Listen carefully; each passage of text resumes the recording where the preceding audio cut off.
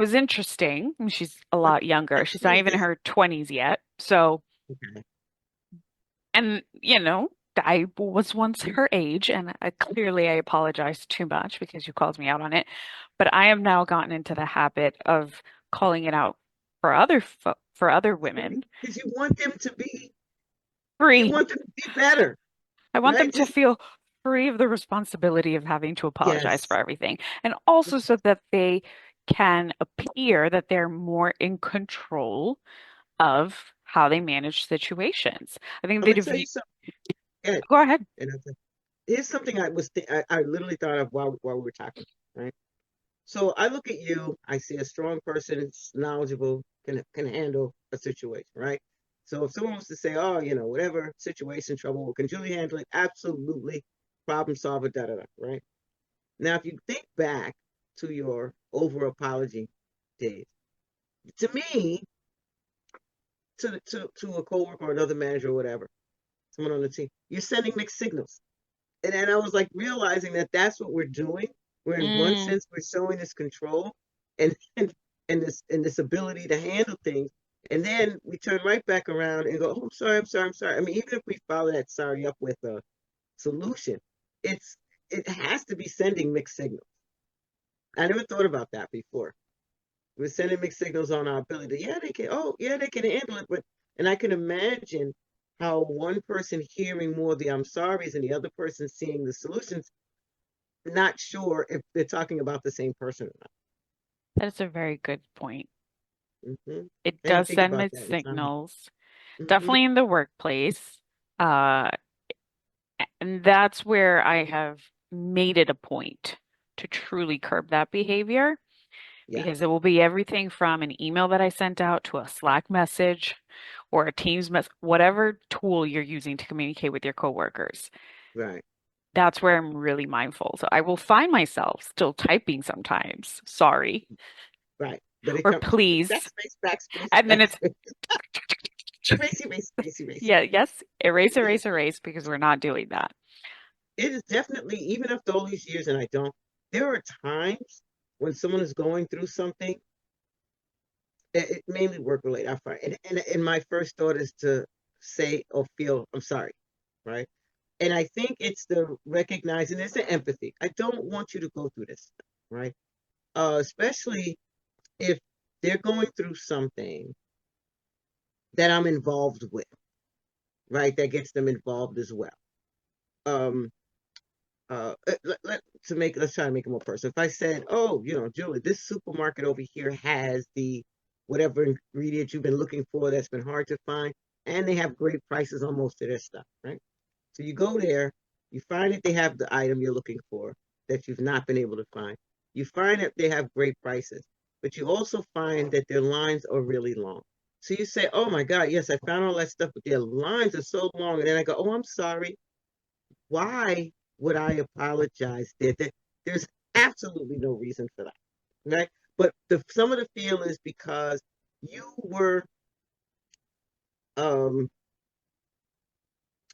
you were not happy with an experience Mm, that I had a part in because I told you about that place, right? But that's where that that's responsibility yeah, comes in and because we feel so responsible for every aspect, it feels like, yes, of everyone's and life and existence. that's irrational, right? That's Yes. life has some ups and downs, and especially in that one, which was an extreme, obviously, but where you get two of the three things, girl, right? Then you go, yeah, what could be said to that is like, yeah, their lines really are long, but I'm glad you got the price that you wanted. You're glad you found your item. Because then what are you going to say? Oh, yeah, I'm so glad too. And then we move on, right? There's no weakness. There's still empathy. We get that. So trying to find better uses for our empathy. Yes. So how would you recommend that someone handle? Well, first, I believe it's recognizing that this is a thing that you do. Yes, It's a phrase that you overuse. And to yes, what extent do you want to stop using it? Do you even recognize in yourself that it doesn't, right. has it become so habitual that you think it's normal? But do you not see perhaps how that might impact how others Right. approach you or think about you? I I think that is the first key to First, realize that you're doing it, right? And then realize in what situations that you're doing it. Because there, some of those apologies are going to be okay. You know, there are some, I'm sorry that that's happening to you. I'm sorry that, your family, I'm sorry, I'm sorry. Maybe that's not, it's maybe not the best, but because it's in that overuse category, it starts to sound like you should almost never use it. That's not true. Mm, But when it comes to things like, yes, almost none of those things, obviously, yes, if it was your fault, you're literally your fault that something happened, then an apology is mandated, right?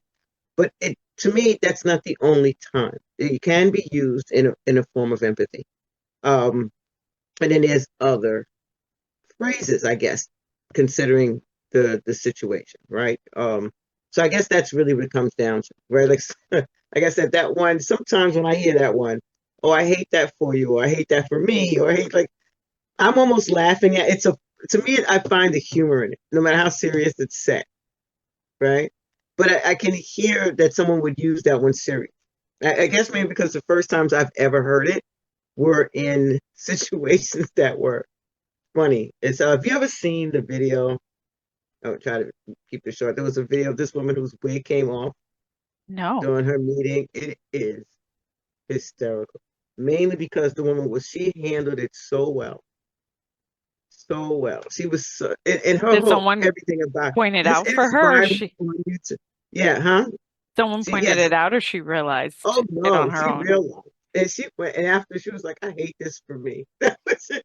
And I mean, she was embarrassed. There was no not being embarrassed. It was not, but it was funny as hell too. And it made her viral for a while. But the way she handled it was just excellent, and that was part of it. So in that case, the way she said, "I hate this for me," was just part of the whole.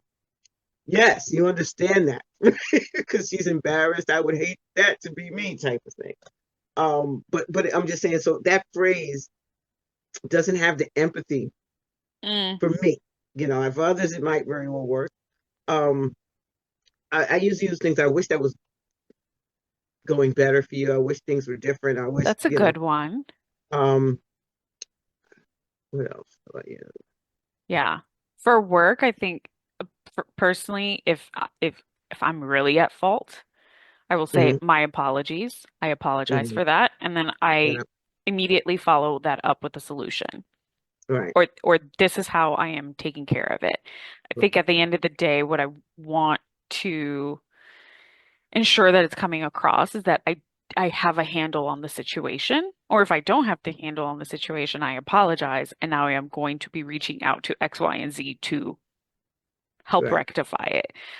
So just not pointing out the problem or not making the problem even a bigger deal just because I'm sitting there feeling bad for myself. So I'm just saying, I'm sorry all the time. It's like, I recognize it was my fault. Let us move on.